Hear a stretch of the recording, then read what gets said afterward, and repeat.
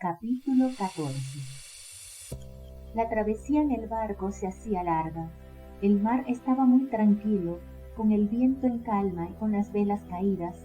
El barco cargado de mercancías no podía avanzar y se hallaba inmovilizado bajo el sol implacable.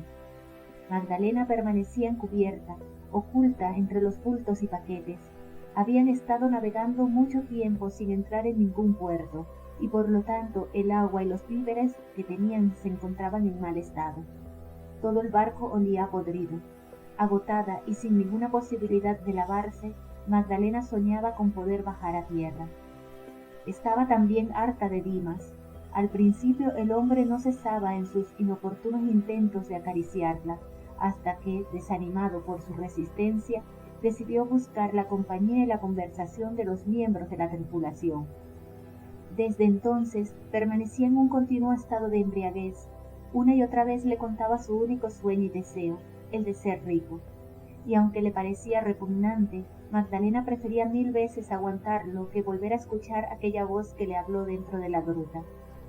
No podía dejar de pensar en Melitón con miedo. Ese miedo no la abandonó ni siquiera cuando ya habían zarpado del puerto de Massilia y ya llevaban días navegando. Sabía que Melitón disponía de medios poderosos para poder alcanzarla. Se asustaba cuando veía otros barcos pasar cerca de ellos. Tenía miedo que Melitón hubiera alertado a sus seguidores en todas las ciudades e incluso cuando se detenían en algún puerto, ella no salía y se quedaba escondida en la cubierta del barco. Por fin llegaron a Alejandría. La ciudad y el puerto eran enormes, y según Dimas, sería casi imposible que la gente de Melitón los encontrara allí, mezclados entre toda aquella multitud. Efectivamente, nada más bajar del barco se perdieron entre una muchedumbre multicolor y alborotadora que se movía en el puerto. Dimas dejó a Magdalena en una taberna que él conocía y cuyo dueño era judío, y él se marchó a la búsqueda de un barco que les llevara a Cesarea. Llena de temor, Magdalena decidió no salir a la calle y ni siquiera quiso entrar en el comedor de la taberna. Estaba convencida de que iban a buscarla por todas las hosterías cuyos dueños fueran judíos. A pesar de que la taberna estaba ubicada en un pequeño callejón sin importancia, Magdalena prefirió tomar todas las precauciones.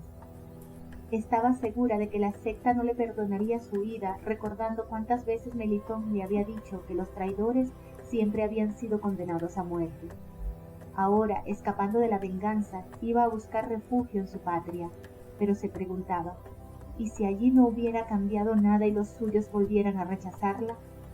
Entonces se acordaba de sus hermanos casi con un sentimiento de odio, aunque al mismo tiempo el corazón se le iba hacia ellos en un impulso de cariño. ¿Cuánto daría a cambio de poder vivir de nuevo con ellos? En su reducida y oscura habitación faltaba el aire y Magdalena decidió salir al pequeño huerto separado de la calle por un muro. Allí no crecía nada, solamente había unos trastos viejos, platos rotos y basura. Sin embargo, se sintió más a gusto al aire libre. Desde la calle le llegaban las agudas voces de los niños, los pregones de los comerciantes, los rebuznos de los asnos. Por encima del muro se mecían unas palmeras. Sentada en un viejo banco y apoyada contra la pared de la casa, Magdalena no dejaba de pensar en su situación, que le parecía desesperada.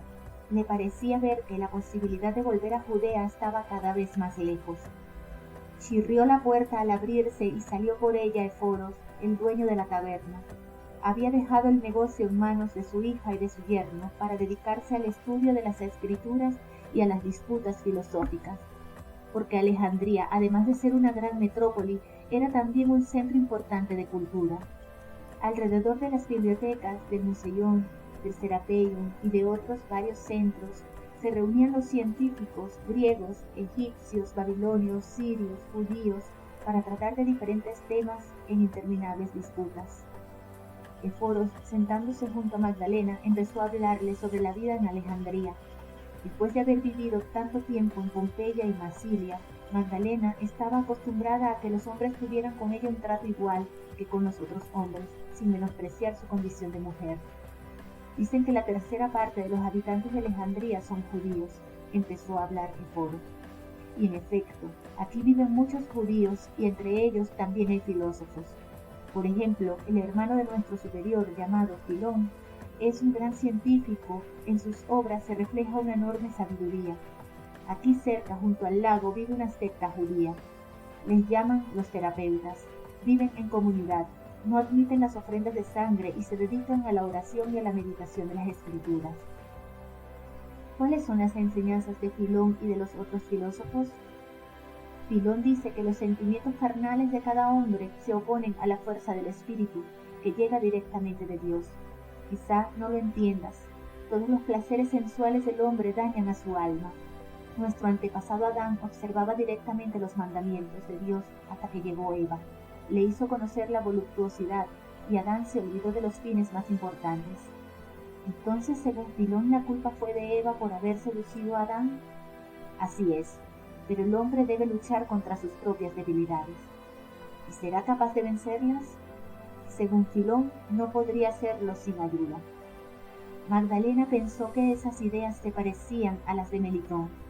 En ambos casos se trataba de la lucha entre lo carnal y lo espiritual, pero mientras los adeptos de Dioniso creían en la liberación a través del ofrecimiento de su propio cuerpo, Filón hablaba de la necesidad de una indeterminada ayuda.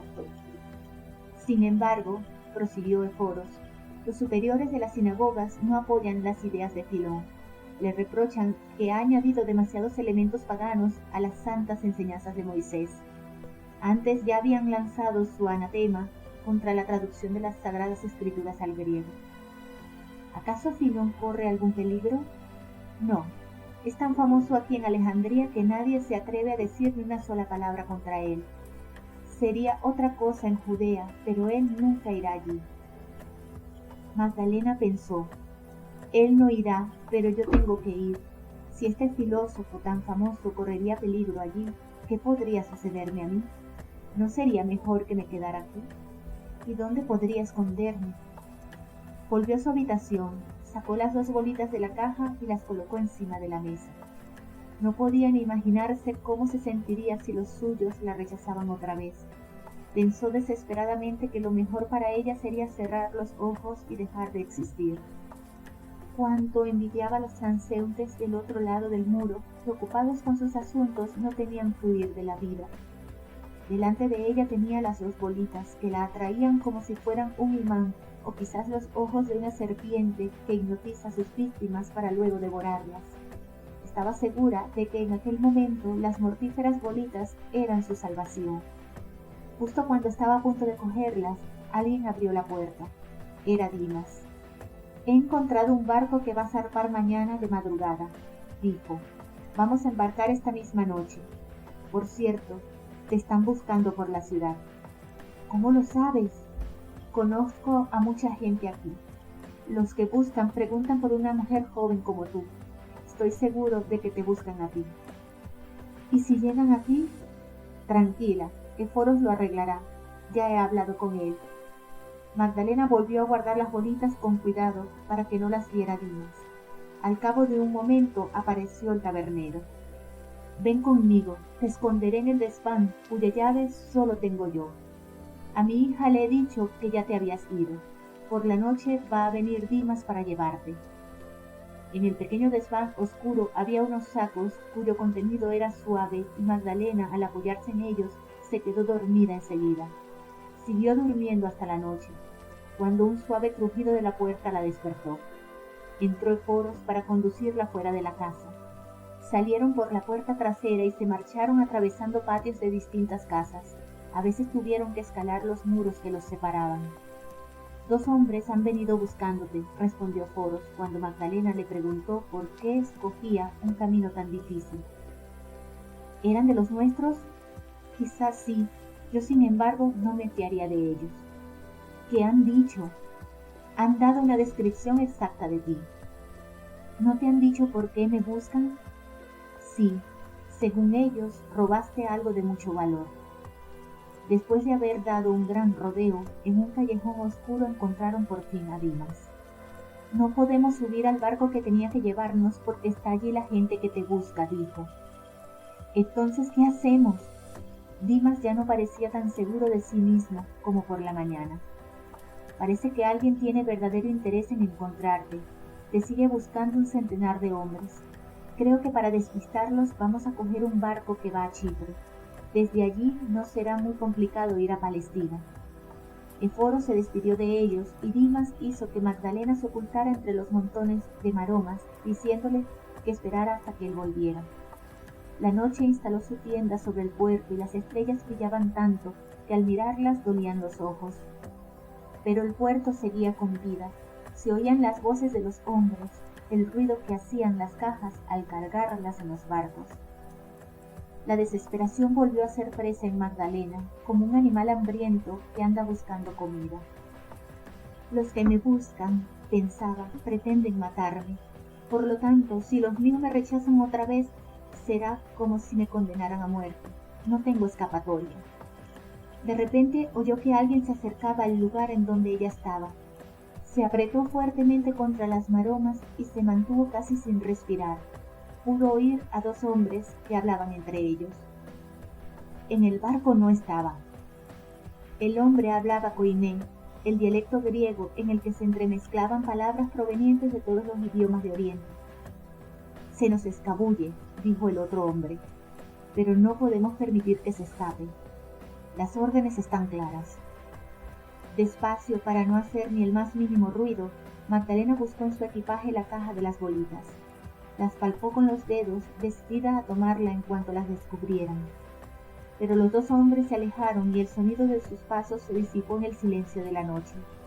Ella se quedó escuchando un rato más sin soltar las bolitas. Levantó su mirada hacia el cielo, recordando a su hermano Lázaro, que todas las mañanas llevaba a sus dos hermanas para rezar juntos. Decía: quiero que recéis conmigo. Algunos doctores opinan que las mujeres quedan dispensadas de las oraciones, pero yo estoy de acuerdo con la opción de otro grupo de doctores que creen que ante los ojos del Altísimo todos, tanto los hombres como las mujeres, somos iguales. En las Sagradas Escrituras podemos encontrar muchos nombres de mujeres gloriosas a lo largo de nuestra historia. Incluso ha habido mujeres pecadoras que fueron santificadas en su descendencia. El Eterno, Shekinah, levanta a la gente de las cenizas y las ampara con su amor. ¿Cuántas veces había repetido las palabras pronunciadas por su hermano? Escucha, Israel, el Señor nuestro es único. Lo amarás con todo tu corazón, con toda tu alma y con todas tus fuerzas. Pero desde que tuvo que marcharse, ella nunca había vuelto a rezar esa oración. No había rezado ni una sola vez durante los años vividos en Pompeya y en Masil. Ahora de repente sintió el deseo de pronunciar aquellas palabras, de sacarlas desde el fondo de la memoria, como una antigua joya olvidada entre los trastos viejos. Murmuró: escuche, Israel, el Señor nuestro es único. Muy cerca de ella, las pequeñas olas rompían chocando contra las estacas del muelle. Con un súbito gesto arrojó las dos bolitas que hicieron chapotear el agua. Había pasado 1 hora o quizás 2 cuando por fin oyó la voz de Dimas. Magdalena, soy yo. Se asomó por entre las maromas. Vamos rápido, la cogió por el hombro. El barco va a zarpar inmediatamente. ¿Y esos hombres dónde están? Se han ido. Corrieron velozmente cruzando el puerto dormido hacia el muelle, donde una pequeña embarcación se estaba preparando para zarpar.